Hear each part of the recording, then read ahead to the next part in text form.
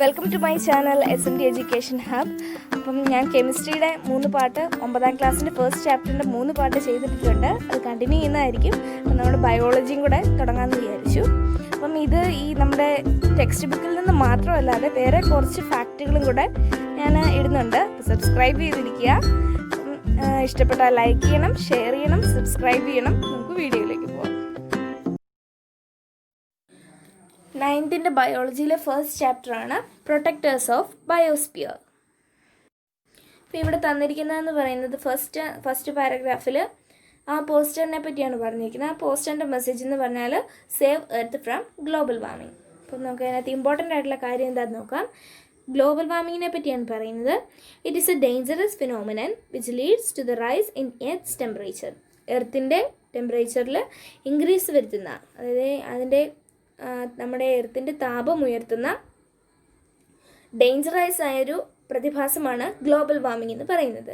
The main reason for global warming is the increase in the level of carbon dioxide in the atmosphere. Global warming ഉണ്ടാകാനുള്ള main കാരണം നമ്മുടെ carbon dioxide, അറ്റ്മോസ്ഫിയറിലെ carbon ഡൈ ഓക്സൈഡിൻ്റെ increase ആണ്. Plants can resist this to a certain extent. അപ്പോൾ പ്ലാന്റ്സിന് ഇതിനെ ഒരു പരിധി വരെ റെസിസ്റ്റ് ചെയ്യാൻ സാധിക്കും. അതെങ്ങനെയാണ്? ഫോട്ടോസിന്തസിസ് വഴി.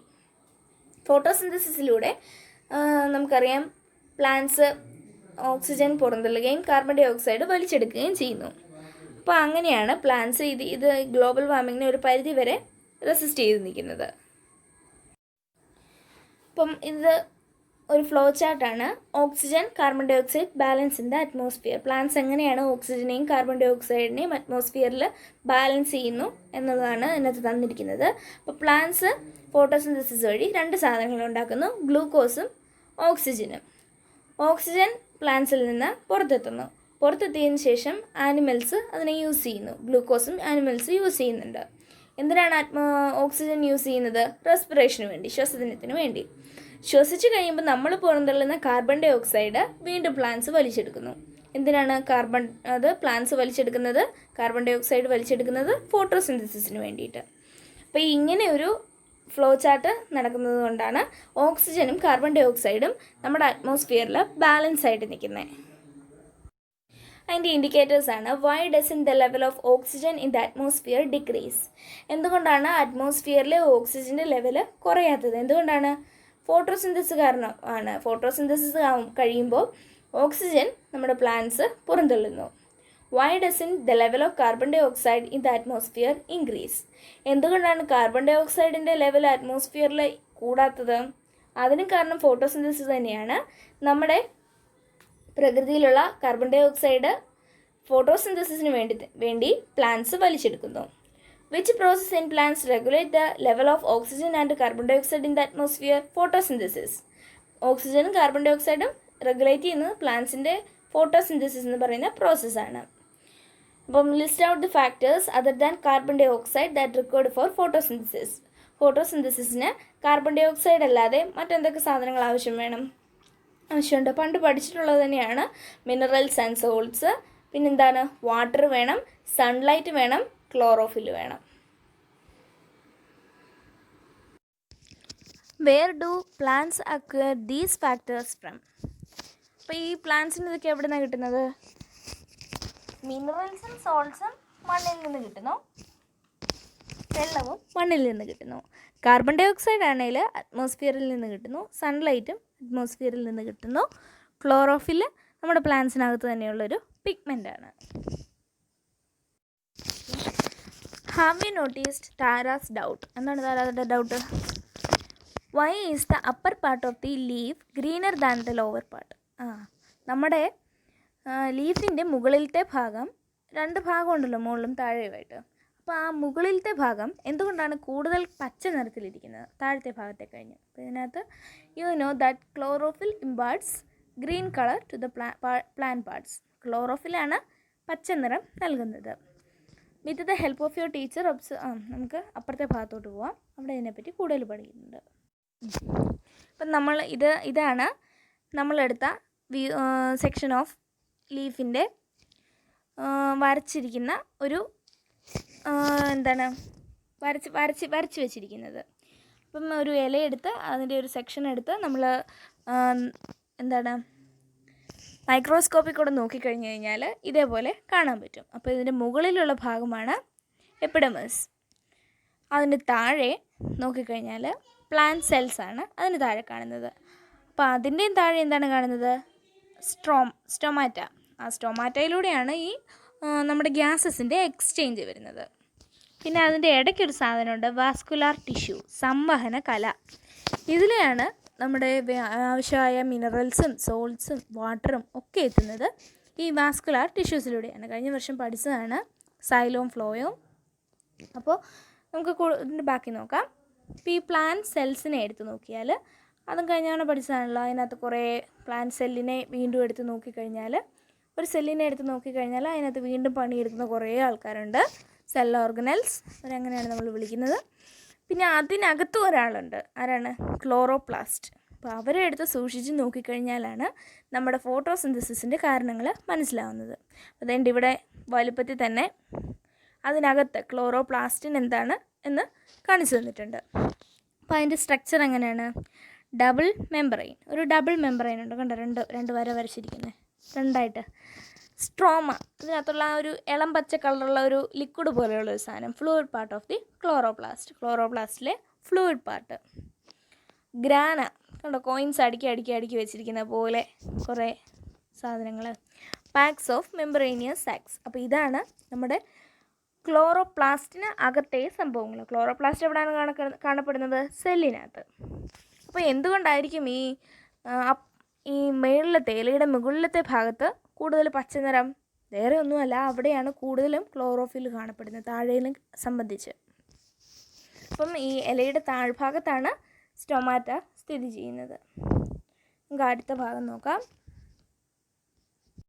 നമ്മൾ ക്ലോറോപ്ലാസ്റ്റിനെ പറ്റി കൂടുതലായിട്ട് പറയുകയാണ്. Photosynthesis take place in chloroplast. ക്ലോറോപ്ലാസ്റ്റിലാണ് ഫോട്ടോസിന്തസിസ് നടക്കുന്നത്. ഏതാണ് ക്ലോറോപ്ലാസ്റ്റ്? നമ്മളവിടെ പഠിച്ച grana.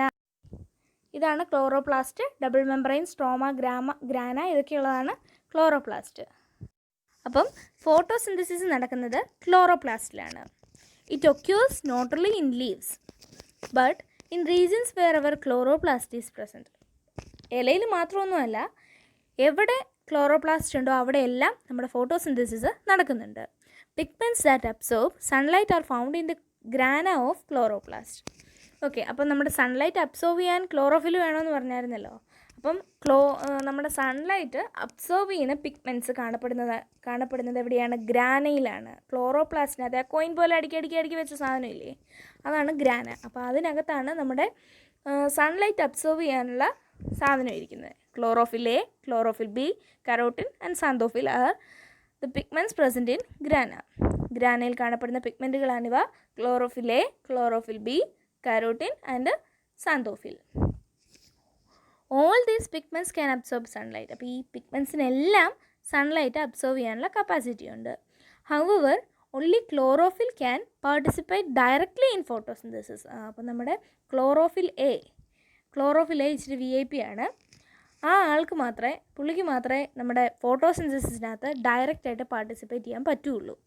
All other pigments are absorb light and transfer to chlorophyll A. ബാക്കിയൊക്കെ അതിൻ്റെ ഹെൽപ്പേഴ്സാണ്. ഏതാണ്? ക്ലോറോഫിൽ എയുടെ ഹെൽപ്പേഴ്സാണ്. ക്ലോറോഫിൽ ബിയും കരോട്ടിനും സാന്തോഫിലും എല്ലാം ലൈറ്റ് അബ്സോർബ് ചെയ്തിട്ട് ക്ലോറോഫിൽ എയ്ക്ക് കൊടുക്കും. Hence they are called accessory pigments. Okay, അവരെ ആക്സസറി പിഗ്മെൻറ്റ്സ് എന്ന് വിളിക്കുന്നു. എന്നോട് പറയാം, ക്ലോറോപ്ലാസ്റ്റിൽ ഫോട്ടോസിന്തസിസ് നടക്കുന്നു. ക്ലോറോപ്ലാസ്റ്റ് എവിടെയുണ്ടോ അവിടെയൊക്കെ ഫോട്ടോസിന്തസിസ് നടക്കുന്നുണ്ട്.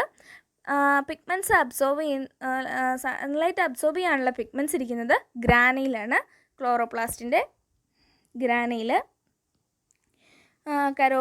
ക്ലോറോഫിൽ ബി, കരോട്ടിൻ, സാന്തോഫിൽ ഇവയൊക്കെയാണ് പിഗ്മെൻറ്റ്സ് സൺലൈറ്റ് അബ്സോർബ് ചെയ്യുന്ന പിഗ്മെൻറ്റ്സ്. അപ്പോൾ ഈ പിഗ്മെൻറ്റ്സ് എല്ലാം സൺലൈറ്റ് അബ്സോർബ് ചെയ്യാൻ സാധിക്കും. പക്ഷേ ക്ലോറോഫിൽ എയ്ക്ക് മാത്രമേ ഫോട്ടോസിന്തസിസിൽ ഡയറക്റ്റായിട്ട് പാർട്ടിസിപ്പേറ്റ് ചെയ്യാൻ സാധിക്കൂ. ബാക്കി എല്ലാ പിഗ്മെൻറ്റ്സും സൺലൈറ്റ് അബ്സോർബ് ചെയ്ത് ക്ലോറോഫിൽ എയ്ക്ക് കൊടുക്കുന്നു. ബാക്കിയുള്ള 3 പിഗ്മെൻറ്റ്സിനെ വിളിക്കുന്ന പേരാണ് ആക്സസറി പിഗ്മെൻറ്റ്സ്. അതിന് മുൻപ് പേജ് മാറിപ്പോയതാണ്. അപ്പം നമ്മൾ പഠിച്ച ക്ലോറോപ്ലാസ്റ്റിനെ പറ്റി പഠിച്ച ആ ഭാഗത്ത് കുറച്ച് ഇൻഡിക്കേറ്റേഴ്സ് ഉണ്ട്. അപ്പം പാർട്സ് ഓഫ് ക്ലോറോപ്ലാസ്റ്റ് ഏതാണ്? ക്ലോറോപ്ലാസ്റ്റിൻ്റെ parts double membrane, stroma, grana. രണ്ട് മെംബ്രെയിന്, ആ ലിക്വിഡ് പാർട്ട്, പിന്നെ കോയിൻ അടുക്കി വെച്ചിരിക്കുന്നത്. പിഗ്മെൻറ്റ്സ് ഇൻ ക്ലോറോപ്ലാസ്റ്റിനകത്ത് പിഗ്മെൻറ്റ്സ് എന്തൊക്കെയാണ്? Carotene, xanthophyll, chlorophyll A, chlorophyll B. Okay. Role of pigments in photosynthesis എല്ലാം ഒറ്റ റോളേ ഉള്ളൂ, absorb sunlight. Along with carbon dioxide, water should also reach the leaves for photosynthesis. How do they reach the leaves? Complete the worksheet. അപ്പം എങ്ങനെയാണ് carbon dye ഓക്സൈഡിനൊപ്പം വെള്ളവും നമ്മുടെ ലീവ്സിലെത്തണമല്ലോ. അപ്പോൾ അതെങ്ങനെയാണ് എത്തുന്നത്? അപ്പോൾ നമുക്ക് ആരോ മേളിലേക്കാണ് പോയിരിക്കുന്നത്. അപ്പം path of water to leaves. അപ്പം വെള്ളം എങ്ങനെയാണ് ലീവ്സിലെത്തുന്നത്? വെള്ളം സോയിലാണ് കാണുന്നത്. അപ്പം മണ്ണിൽ നിന്ന് റൂട്ട്സ് വഴി ഇമ്പോർട്ടൻ്റ് ആയൊരു സ്ഥലമാണ് വാസ്കുലാർ ടിഷ്യൂ. അതിലേ കയറി ഇൻസൈഡ് ദ ലീവ്സിലെത്തുന്നു. അപ്പം മണ്ണിൽ നിന്ന് soil, root, vascular tissue, leaves. Path of carbon dye oxide to leaves എങ്ങനെയാണ് കാർബൺ ഡൈ ഓക്സൈഡ് കിട്ടുന്നത്? അറ്റ്മോസ്ഫിയറിൽ നിന്ന് ഇമ്പോർട്ടൻ്റ് ആയ ഒരാളാണ് സ്റ്റൊമാറ്റയിലൂടെ ലീവ്സിലെത്തുന്നു. അപ്പോൾ അടുത്തതാണ് കെമിസ്ട്രി ഇൻ ഫോട്ടോസിന്തസിസിൽ ശരിക്കും എന്താണ് സംഭവിക്കുന്നത് നമുക്ക് നോക്കാം. ക്ലോറോപ്ലാസ്റ്റിനകത്ത് അകത്ത് 2 പാർട്സ് ഉണ്ട്, ഡബിൾ മെംബ്രെയിൻ അല്ലാതെ 2 പാർട്സ് ഉണ്ട്, ഗ്രാന, സ്ട്രോമ. അപ്പോൾ ഗ്രാന എന്ന് പറയുന്നത് എന്താണ്? കോയിൻ അടുക്കി വെച്ചിരിക്കുന്ന ആ പാർട്ടാണ് ഗ്രാന. അപ്പോൾ അതിനെ വിളിക്കുന്നതാണ് ലൈറ്റ് ഫേസ്, പ്രകാശഘട്ടം. അപ്പോൾ ലൈറ്റ് ഫേസിൽ എന്താ സംഭവിക്കുന്നത്? ലൈറ്റ് ഫേസിന് പേര് പോലെ തന്നെ ലൈറ്റ് ഈസ് യൂസ്ഡ്. അവിടെ വെളിച്ചം ഉപയോഗിക്കുന്നു. അതിനെന്താ? ഗ്രാനയ്ക്കകത്തല്ലേ നമ്മുടെ പിഗ്മെൻറ്റ്സ് ഒക്കെ ഉള്ളത്, സൺലൈറ്റ് അബ്സോർബ് ചെയ്യാനുള്ളത്. അപ്പം ലൈറ്റ് ഈസ് യൂസ്ഡ്. ഗ്രാനയിൽ വെച്ച് നടക്കുന്ന മറ്റൊരു കാര്യമാണ് water splits and oxygen is released. Hydrogen reaches stroma. അപ്പം നമ്മുടെ ഫോട്ടോസിന്തസിസ് നടന്നു കഴിയുമ്പോൾ അതിനകത്ത് എങ്ങനെയാണ് ഈ ഓക്സിജൻ്റെ കണ്ടൻറ്റ് വരുന്നത്? ഓക്സിജൻ റിലീസ് ആവുന്നുണ്ടല്ലോ എന്തായാലും. അപ്പോൾ ഓക്സിജൻ്റെ കണ്ടൻറ്റ് വരുന്നത്, ഓക്സിജൻ്റെ സോഴ്സ് വാട്ടറാണ്. വാട്ടർ H2O അല്ലേ? അപ്പോൾ H2O അതങ്ങ് സ്പ്ലിറ്റ് ആവുന്നു. എന്നിട്ട് ഓക്സിജൻ പുറന്തള്ളി പോകുന്നു. ഹൈഡ്രജൻ എങ്ങോട്ടാണ്? സ്ട്രോമയിലെത്തുന്നു, മറ്റേ ഫ്ലൂയിഡ് പാർട്ടിലോട്ട് പോകുന്നു. Light energy is converted to chemical energy and stored in ATP. അപ്പോൾ ലൈറ്റ് എനർജി എന്ന് പറയുന്ന ലൈറ്റ് എനർജിയിലായിരുന്നു നമുക്ക് അവിടെ ഉണ്ടായിരുന്നേ, അത് കെമിക്കൽ എനർജി ആയിട്ട് സ്റ്റോർഡ് ഇൻ ATPയിൽ സ്റ്റോർ ചെയ്യുന്നു. ATPയുടെ ഫുൾ ഫോമാണ് അഡിനോസിൻ ട്രൈഫോസ്ഫേറ്റ്. അപ്പോൾ അഡിനോസിൻ ട്രൈഫോസ്ഫേറ്റിൽ അത് സ്റ്റോർ ചെയ്യുന്നു, അത്രയേ ഉള്ളൂ. അപ്പം ഒരു സാധനം കൂടെ ഉണ്ടായി, അതിനകത്ത് ആ എനർജി സ്റ്റോർ ചെയ്ത് വെക്കുന്നു ATPയിൽ. അപ്പം പ്രകാശഘട്ടത്തിൽ എന്താ സംഭവിക്കുന്നത്? ലൈറ്റ് ഫേസിൽ ഗ്രാനയാണ് ലൈറ്റ് ഫേസ് എന്ന് പറയുന്നത്. ലൈറ്റ് യൂസ് ചെയ്യുന്നു, വാട്ടർ സ്പ്ലിറ്റ്സ് ആൻഡ് ഓക്സിജൻ റിലീസായി പോകുന്നു. ഹൈഡ്രജൻ റീച്ചസ് സ്ട്രോമ, നമ്മുടെ മറ്റേ ഫ്ലൂയിഡ് പാർട്ടിലെത്തുന്നു. Light energy is converted to chemical energy and stored in ATP. Light energy chemical energy ആയിട്ട് കൺവേർട്ട് ചെയ്ത് ATPയിൽ സ്റ്റോർ ചെയ്യുന്നു. അപ്പോൾ നമ്മുടെ സ്ട്രോമയിൽ എന്താ പറ്റുന്നത്? മറ്റേ ഫ്ലൂയിഡ് പാർട്ടിൽ അതിനെ പറയുന്നതാണ് ഡാർക്ക് ഫേസ്, ഇരുണ്ട ഘട്ടം. അപ്പോൾ അവിടെ എന്താണ്? Light is not used. പേര് പോലെ തന്നെയാണ്, ലൈറ്റ് ഉപയോഗിക്കുന്ന ഇല്ല. Energy in ATP is used to combine hydrogen and carbon dye oxide to produce glucose. അവിടെയാണ് നമ്മുടെ ഫോട്ടോസിന്തസിസ് പൂർണ്ണമാവുന്നത്. ATPയിലെ എനർജി യൂസ് ചെയ്ത് ഹൈഡ്രജനും നമ്മുടെ അറ്റ്മോസ്ഫിയറിൽ നിന്ന് കിട്ടിയ കാർബൺ ഡൈ ഓക്സൈഡും കൂടെ ഒന്നിക്കുന്നു. എന്തിന്? ഗ്ലൂക്കോസ് പ്രൊഡ്യൂസ് ചെയ്യാൻ. അപ്പോൾ ഒന്നുകൂടെ പറയാം, നമ്മുടെ സ്ട്രോമ ഫ്ലൂയിഡ് പാർട്ടുള്ള ഭാഗത്തെയാണ് സ്ട്രോമ എന്ന് വിളിക്കുന്നത്. ആ സ്ട്രോമ ഡാർക്ക് ഫേസ് എന്നറിയപ്പെടുന്നു. ലൈറ്റ് ഉപയോഗിക്കുന്നില്ല. എനർജി ഇൻ ATP, ലൈറ്റിൻ്റെ ഉപയോഗവും ഇല്ല. ATPയിലെ എനർജി യൂസ് ചെയ്ത് ഹൈഡ്രജനും കാർബൺ ഡൈ ഓക്സൈഡും കമ്പൈൻ ചെയ്ത് ഗ്ലൂക്കോസ് ഉണ്ടാകുന്നു. ഇൻഡിക്കേറ്റേഴ്സ് നോക്കാം. Location, light phase indicators, light phase, dark phase. Location, light ഫേസിൻ്റെ ലൊക്കേഷൻ എവിടെയാണ്? ഗ്രാനയിലാണ്. ഡാർക്ക് ഫേസിൻ്റെ ലൊക്കേഷൻ സ്ട്രോമയിൽ. ആക്ഷൻ, അവിടെ നടക്കുന്ന പ്രവർത്തനം എന്താണ്? ലൈറ്റ് ഫേസിൽ water splits into oxygen and oxygen is released. Hydrogen reaches stroma. Dark ഫേസിൽ എന്താണ് നടക്കുന്നത്? ATP used to combine hydrogen and oxygen to produce glucose. അവിടുത്തെ പ്രൊഡക്ട്സ് എന്തൊക്കെയാണ്? പ്രൊഡക്ട്സ് ലൈറ്റ് ഫേസിൽ ഓക്സിജനും ഉണ്ട്, എനർജിയും ഉണ്ട്. നമ്മുടെ ഡാർക്ക് ഫേസിൽ ഗ്ലൂക്കോസ് ആണ് പ്രൊഡക്റ്റ്. നെസസിറ്റി ഓഫ് ലൈറ്റ് ഫേസിൽ വേണം, നീഡഡ്. ഡാർക്ക് ഫേസിൽ നോട്ട് നീഡഡ്, വേണ്ട. ATP ലൈറ്റ് ഫേസിൽ ഫോംഡ്, ലൈറ്റ് ഫേസിൽ ഉണ്ടാകുന്നു. അത് ഉപയോഗപ്രദമാകുന്നത് ഡാർക്ക് ഫേസിലാണ് യൂട്ടിലൈസ്ഡ്. അപ്പം ഇത്രയേ ഉള്ളൂ ഇതിനകത്ത് പഠിക്കാൻ, ഈ ഒരു പാർട്ടിൽ പഠിക്കാൻ. ഇമ്പോർട്ടൻ്റ് തന്നെയാണ്, എല്ലാ കാര്യങ്ങളും ഇമ്പോർട്ടൻ്റ് തന്നെയാണ്. ഇഷ്ടപ്പെട്ടാൽ ലൈക്ക് ചെയ്യണം, സബ്സ്ക്രൈബ് ചെയ്യണം, ഷെയർ ചെയ്യണം. Thank you.